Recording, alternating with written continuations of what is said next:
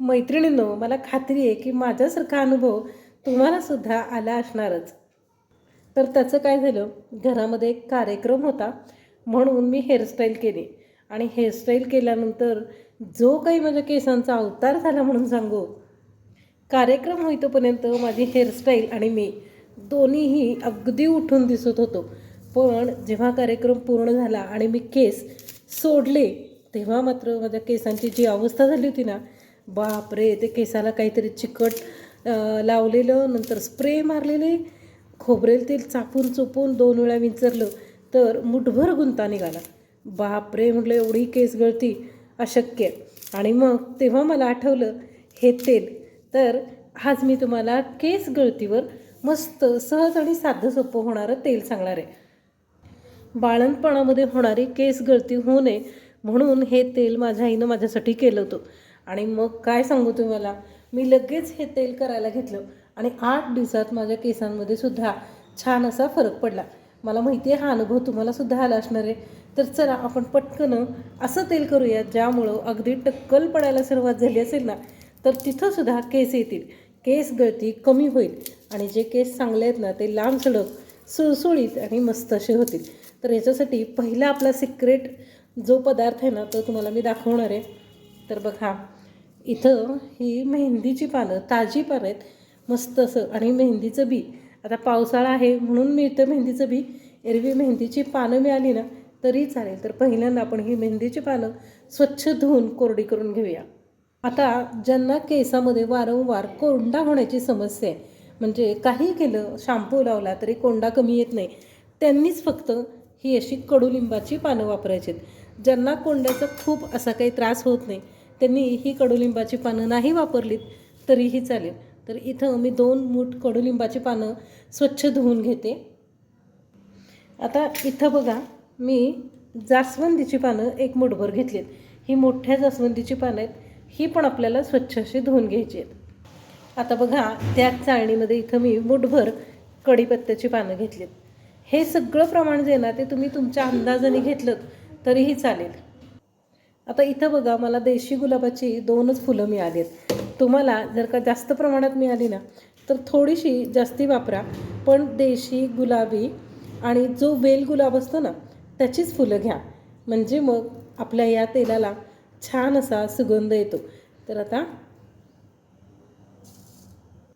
इथं बघा, मी इथं लोकल ब्रँडचंच आहे, पण लाकडी घाण्यावरचं तेल जे असतं ना ते वापरलं आहे. आपण विकत जे तेल वापरतो ना ते हॉट अँड कोल्ड किंवा हॉट प्रोसेसचं असतं आणि हे फक्त कोल्ड प्रोसेस लाकडी घाण्यावरचं तेल असतं. म्हणजे काय, तर लाकडी घाण्यावरती खोबरं जे आहे ना ते वाटून अगदी त्याचं छान असं तेल काढलं जातं. तर हे ओरिजिनल तेल हा आपला महत्त्वाचा सिक्रेट पदार्थ आहे. थोडंसं महाग जातं पण हेच तेल वापरा, कुठलंही तेल दुसरं वापरू नका, म्हणजे मग आपलं जे तेल आहे ना ते आयुर्वेदिक आणि औषधी होतं. तर आता इथं मी एक लोखंडाची कढई घेतली आहे. खोलगट तवा किंवा कढई काहीही वापरा, पण ते लोखंडाचंच वापरा, कारण आपल्याला हे पूर्ण असं आयुर्वेदिक औषधी तेल तयार करायचं आहे. आता याच बाटलीमध्ये तयार झालेलं तेल मी भरून ठेवणार आहे, म्हणून ही बाटली आहे अशीच बाजूला ठेवून देते. आणि हे तेल आता आपण हे तेल आहे ना तापत ठेवले, तर त्याच्यामध्ये मी इथं अर्ध बोबड्या, म्हणजे बारीक आणि अगदी जाड नाहीत, म्हणजे पूर्ण नाहीत, थोड्याशा अर्ध बोबड्या अशा या मेथ्या 1 चमचाभर वाटून घेतल्यात. तर वाटून घेतलेल्या मेथ्या आधी तेलामध्ये सोडायच्या. नंतर घालूया कढीपत्त्याची पानं, नंतर मेहंदीची पानं. आता घालूया जास्वंदीची पानं. ही आहेत कडुलिंबाची पानं. डोक्यात खाज सुटणं किंवा कोंडा होणं याच्यासाठी ही कडुलिंबाची पानं उपयोगी येतात. तर आता हे आपल्याला छान असं शिजवून घ्यायचे. लक्षात ठेवा, हे सगळं करत असताना तेल तापल्यानंतर मात्र गॅस अगदी मंद आचेवरती आहे, म्हणजे फार मोठा गॅस आपण गॅसची आच ठेवलेली नाही आहे. आता या देशी गुलाबाच्या पाकळ्या, 2 फुलांच्या पाकळ्या एवढ्या तेलाला पुरेशा होतात. 。 . 。 . . . . . . . . . . . . . . . . . . . . . . . . . . . . . . . . . 。 . . 。 . . 。 . 。 . . 。 . . 。 . . . 。 . 。 .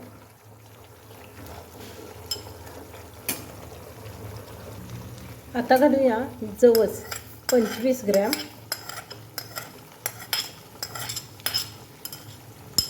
जवस ना केसाला एक छान अशी शाईन देतात आणि केस सिल्की बनवतात, म्हणून जवस घालायचे. आणि हे 25 ग्रॅम कांद्याचं बी. कांद्याचं बी मात्र आपण शेवटी घालणार आहोत, म्हणजे जेव्हा आपली प्रोसेस थोडीफार होत आली असेल ना तेव्हा कांद्याचं बी घालायचं.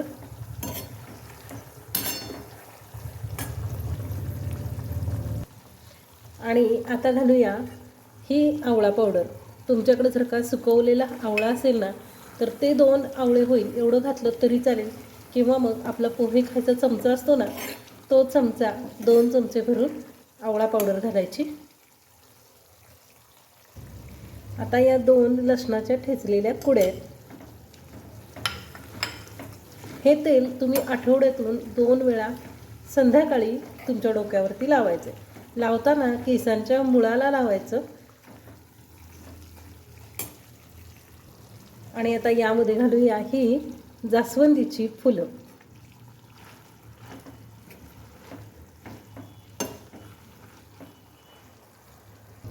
तुम्ही एकदा फक्त माझ्या पद्धतीनं हे हेअर ऑइल तयार करून बघा आणि तुम्हाला किती दिवसात फरक पडतो ना हे मला कमेंट करून सांगा.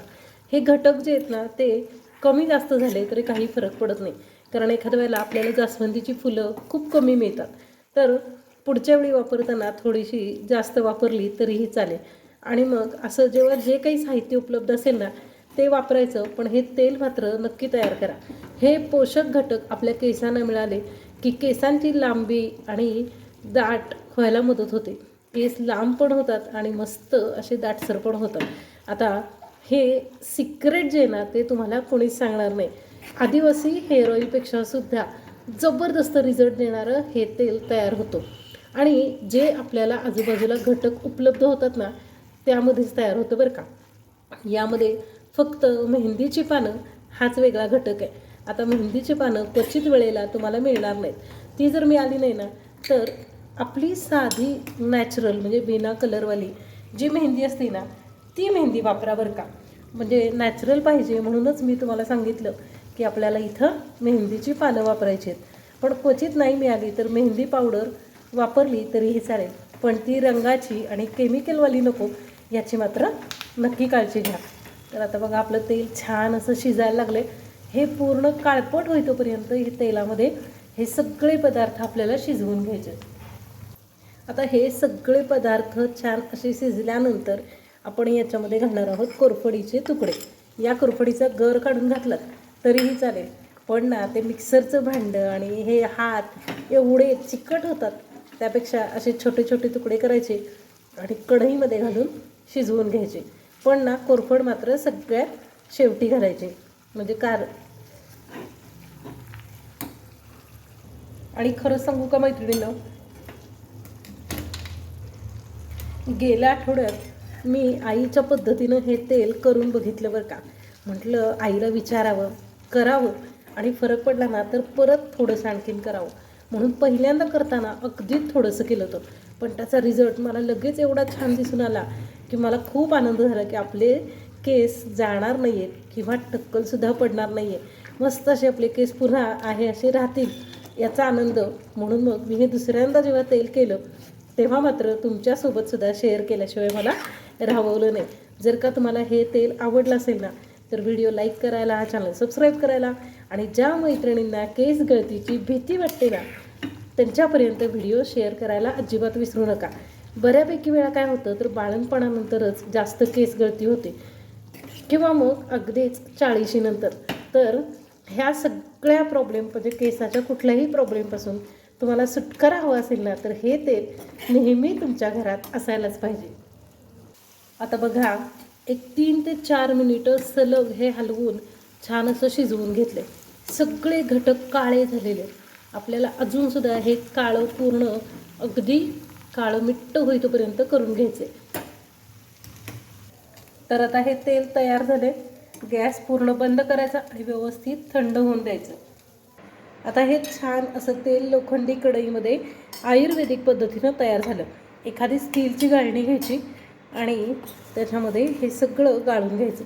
आता तुम्ही म्हणाल की आपण हे तेल गाळून तर घेतोय, पण हे वरचं जे राहिलं आहे याचं काय करायचं? तर हे जे वरचं सगळं साहित्य आहे ना, यापासून तुम्ही अजून 2 वेळा तरी तेल बनवू शकता. म्हणजे याच साहित्यामध्ये अजून थोडंसं तेल घालायचं आणि 2 महिने पुरेल एवढं तेल तयार करून घ्यायचं. आता हे खरं तर फडक्यामध्ये घालून गाळून घ्यायचं, पण ते फडकं एवढं चिकट होतं ना की ते धुवायला नको वाटतं. त्यापेक्षा हा गाळणीचा उपाय एकदम सोपा आहे. तर गाळणीनं असं हे तेल 2 वेळा आपण गाळून घेऊया.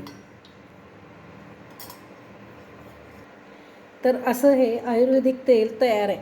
छान असं गाळून घेतलं आहे. तुम्ही रंग याचा बघू शकता. तर आता या तेलासोबतच मिळणारी जी बॉटल होती ना, त्यामध्येच मी हे गाळून गाळून असं भरून ठेवणार आहे. सलग साधारण 3 महिने तरी तुम्हाला हे तेल व्यवस्थित असं डोक्याला लावावं लागेल. 3 महिन्यानंतर तुम्हाला फरक जाणवेल. तर आत्ताच हे तेल करून ठेवा, 3 महिने वापरा आणि नंतर मला कमेंट करून सांगा की विकतच्या तेलापेक्षा हे किती प्रभावी आणि औषधी असं तेल आपण घरच्या घरी तयार केलेलं आहे. व्हिडिओ आवडला असेल ना, तर व्हिडिओ लाईक करायला अजिबात विसरू नका.